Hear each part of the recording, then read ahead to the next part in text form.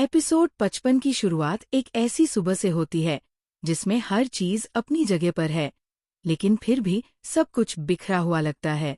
घर में आवाजें हैं, लोग हैं, हलचल है, लेकिन इस सबके बीच एक मौन भी है जो सबसे ज्यादा सुनाई देता है।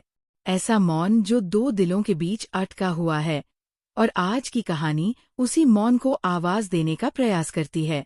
श्रद्धा इस एपिसोड में बेहद शांत दिखाई देती है, लेकिन वो शांति वैसी नहीं जैसी किसी को सुकून दे।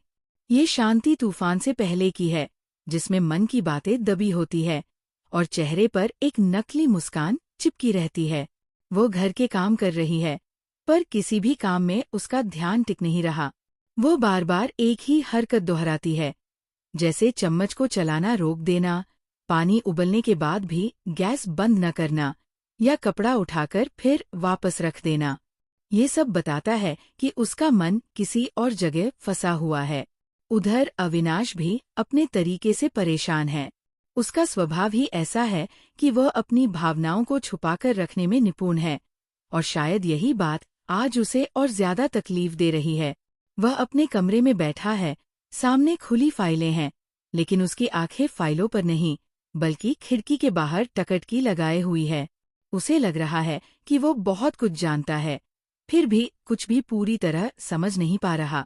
एपिसोड में विशेष रूप से दिखाया गया है कि अविनाश श्रद्धा से बात करना चाहता है, पर उसे लगता है कि शायद श्रद्धा उससे बच रही है, जबकि दूसरी ओर श्रद्धा ये सोचकर अपने कदम पीछे खींच लेती है कि अविनाश शायद उसे गलत समझ लेगा। इस उलझन में दोनों अनकहे जज्बातों के बंदी बनकर रह गए हैं।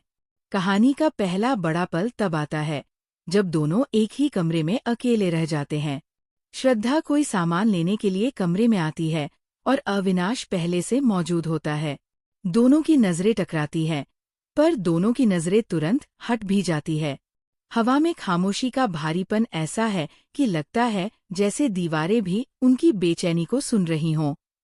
अविनाश धीरे से बोलता है, तुम ठीक हो? श्रद्धा हल्का सा मुस्कुराकर कहती है, हाँ, बस थोड़ा थक गई हूँ। पर उसकी आवाज में वो थकान नहीं, वो दर्द है जिसे वह छुपा रही है। अविनाश समझ जाता है, लेकिन वह उस बात को उस समय छेड़ता नहीं। दूसरा बड़ा मोमेंट तब आता है जब दादी श्रद्धा को रसोई में अकेले बैठे देखती है। श्रद्धा चाय की कप के साथ सोच में खोई है, और दादी उसके पास जाकर उसके कंधे पर हाथ रखती है। श्रद्धा चौंककर ऊपर देखती है। दादी की आंखों में सच्ची मोहब्बत और चिंता होती है, और श्रद्धा की आंखों में छुपा हुआ दर्द। दादी उससे कुछ नहीं पूछती, लेकिन श्रद्धा के सिर पर हाथ फेरते हुए बस कहती है, कभी कभी अपने मन की बात बाहर निकाल देने से मन हल्का हो जाता है। सब कुछ अकेले मत झेलो।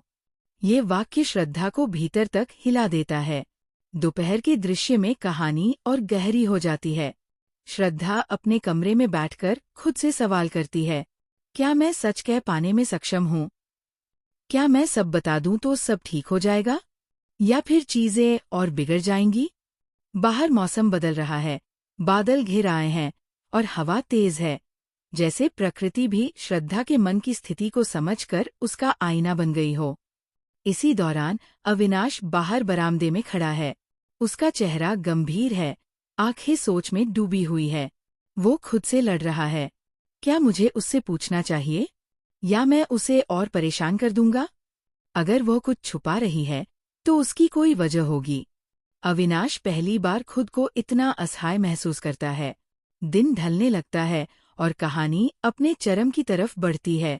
श्रद्धा आखिरकार नीचे आती है। उसकी चाल में पहले की तुलना में दृढ़ता है, जैसे उसने कोई फैसला कर लिया हो। अविनाश कमरे में अकेले बैठा है, और तभी श्रद्धा उसके सामने रुक जाती है। अविनाश ऊपर देखता है और दोनों की नजरें कुछ पल तक बंधी रहती है। श्रद्धा धीरे से कहती है, मुझे आपसे कुछ जरूरी बात करनी है। अविनाश के चेहरे पर एक हल्की सी बेचैनी और उम्मीद का मेल दिखाई देता है। उसकी आंखें श्रद्धा पर टिक जाती हैं, और पूरे माहौल में खामोशी छा जाती है। यहीं एपिसोड खत्म। दोनों के बीच वह पुल आखिर बनने लगा है, जिसे दोनों ने लंबे समय से टाल रखा था। अब क्या होगा, यही हमें अगले एपिसोड तक अधर में छोड़ देता है।